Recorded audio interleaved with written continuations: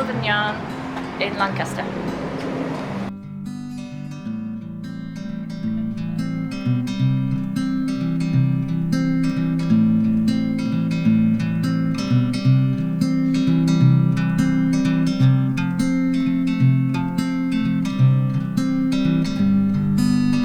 I wanted to start a business that worked with the local community and its environs, and something I was passionate about, which was knitting.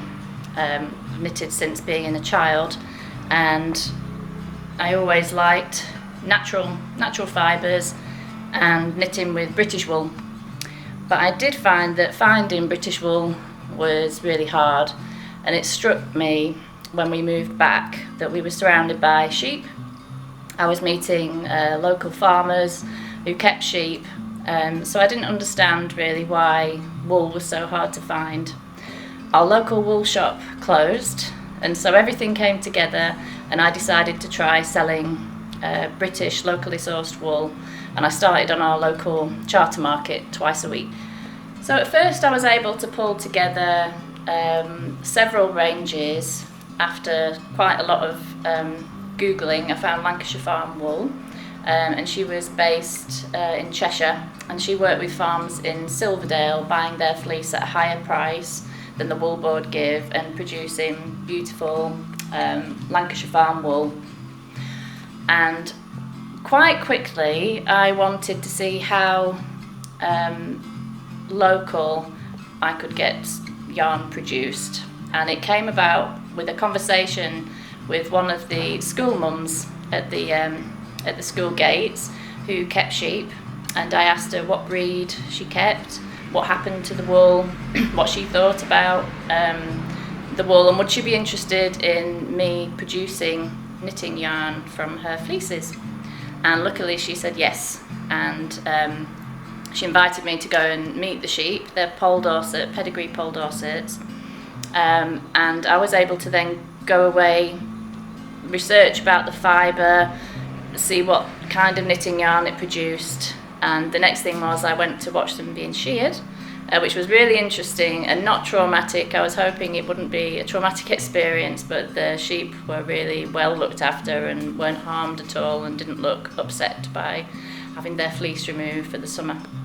I was then able to hand pick the fleeces, and we had two lines produced, which was Jennet, which is a lamb's wool. So the lamb's wool came off in tufts, and we named Jennet after a historical heroine of Lancaster who I'd heard of from several people.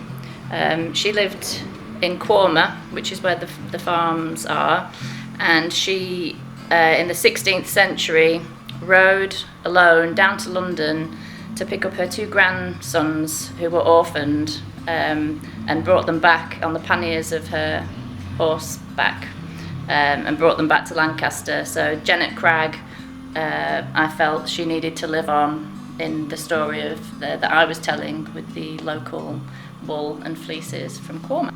We'll meet Lynn, who keeps the sheep, and the farmers, I found, care so much about their sheep and they're really well looked after, and that was really important when it came to making a product that I wanted to sell. I wanted to make sure, I wanted to see where the sheep lived and talk to the people who looked after them. And Lynn uses something called bioenergetics, and she'll talk more about that and how to identify problems within the herd with just some of their fibre. So when I came to look at having yarn produced, I'd always knitted, but I hadn't spun, and it was an education and an adventure. It was finding mills that were still open, that would take smaller batches of wool. I mean, wool used to be, the UK's main commodity. Towns were built on wool, towns like Kendal. In the House of Lords, the Speaker still sits on a wool sack that symbolises the wool trade. But in the 1950s, synthetic materials were produced. They were a lot cheaper to produce and weren't produced in England, and it died, the wool trade, and unfortunately there are only several scourers and mills left in the UK, which makes getting yarn produced that bit more difficult. I mean, the properties of wool compared to synthetics, it's a beautiful natural product, it's sustainable, it grows every year, it's fire resistant, it can absorb up to 30% of its own weight in moisture. It's just gorgeous. It's lovely to work with, and it's so nice to knit and work with a material that's regional, that's, you know, the sheep have been looked after by my friends, local farmers, and it's been not sent anywhere for its production. It's fully traced. Its traceability is, 100%. I feel that when I'm knitting with a product with full traceability and from local farmers, it really connects me to my local community, to where I'm living, and it just feels more special to knit with. In the shop, I sell products from local makers, so we've got a range of beauty products, the soap dairy that's been made on a local farm in Cumbria. All the wools in here, 95% of them are all British and as local as we can get them.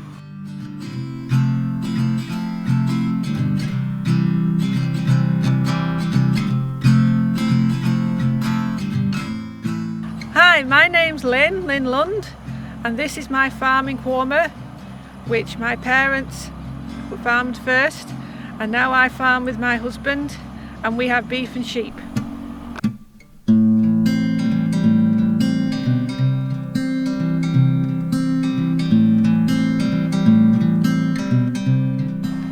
Our sheep flock is divided roughly into two.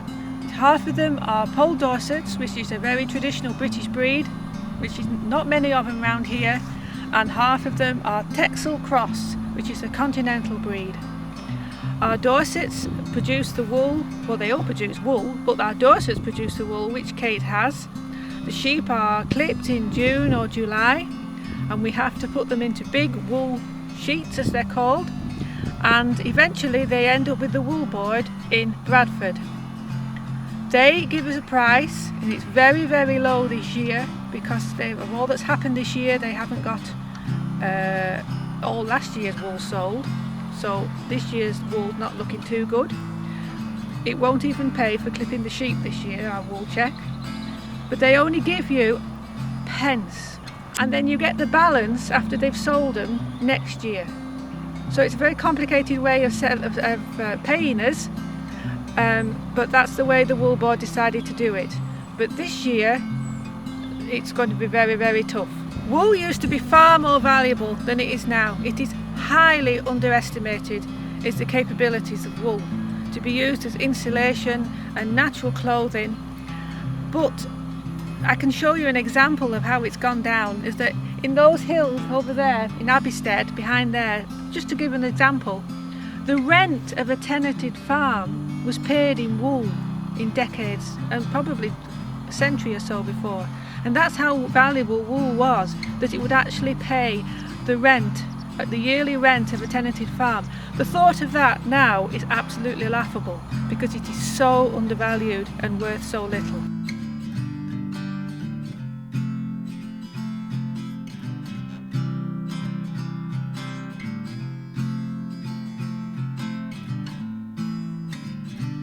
Farming is like no other enterprise. Farming isn't a 9-to-5 job. Farming is a way of life. You can't ask a sheep, now I'm clocking off at 5 o'clock, you must not lamb or do anything daft before 9 o'clock in the morning. Farming just goes on 24 hours a day. Most of the year it isn't 24 hours a day, they do behave. But calvings and lambing time especially, we always say they sit there during the day and then all start at night. We have cameras on them to keep an eye on them, but they can still get up to mischief and lamb. And it is disheartening when you go outside and you've only looked them 3 or 4 hours before and there's a dead lamb. But sometimes you get to the point when you're so tired you have to put yourself before them, just sometimes, else you just run out of energy. So that's lambing. We get the little lambs up on their feet, and when they lamb in January, February, which our Dorsets do, we don't put them outside, we put them in buildings, and they absolutely love being in buildings. You can open the gate and leave it open and they go and look and go, nah, I don't think I'll go outside. And that's not just for them, it is partly for them, but it's also for the fields. The fields need a rest, we believe, in winter. And especially if you're trying to feed with troughs outside in winter, they just get into brown lines and you're moving these troughs every day.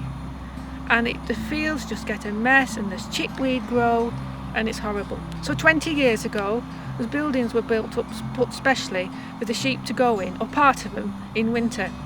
And then the Texels lamb in April. Now April's different. They lamb inside, they all lamb inside, and then they go out. So you get them there into spring, but then you have times where you don't have as much to do with them, but then they need worming, and then you do sell some lambs, and you do finally get to clipping in June or July. And if a sheep has been ill at some point, you can tell in their fleece, because the staple is not as strong, and you can get the staple of wool and pull it, and it breaks at the time of year. As the staple was growing, that little bit where it was ill, that little bit of staple there is weak because the sheep was under stress, and either side of it is strong.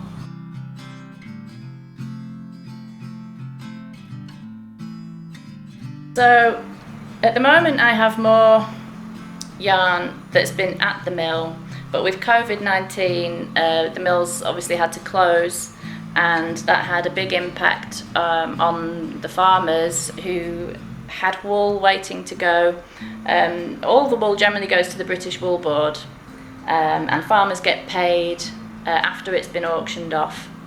And say for this breed, the Poll Dorset, the farmers are likely to get £1 a kilo for the wool, so it hardly covers the clipping cost and the haulage fees that it actually takes to get the fleeces to the wool board. And this year the sin prices plummet, so a lot of farmers are just sitting on fleeces and wool and are out of pocket, which is such a shame. My focus is really to introduce British wool again to people who might not be familiar with it. And it's such a fantastic commodity that we've got here at our fingertips. It'd be such a shame to let it go to waste. There are 72 different breeds of sheep in the UK. That's more than any other country, and each breed has its own characteristics. So I started knitting as a child. My grandma taught me, and I've been knitting ever since. And I love the fact that it's meditative for me. You're doing something repetitive with different projects like socks.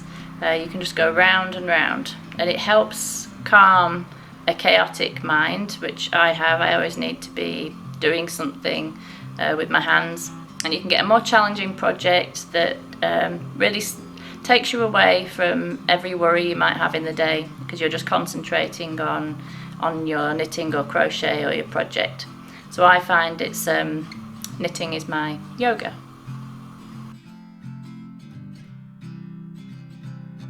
The other thing I really like about knitting, as well as that it's my therapy, is that you get something to wear at the end of it. So socks, sweaters, hats, scarves.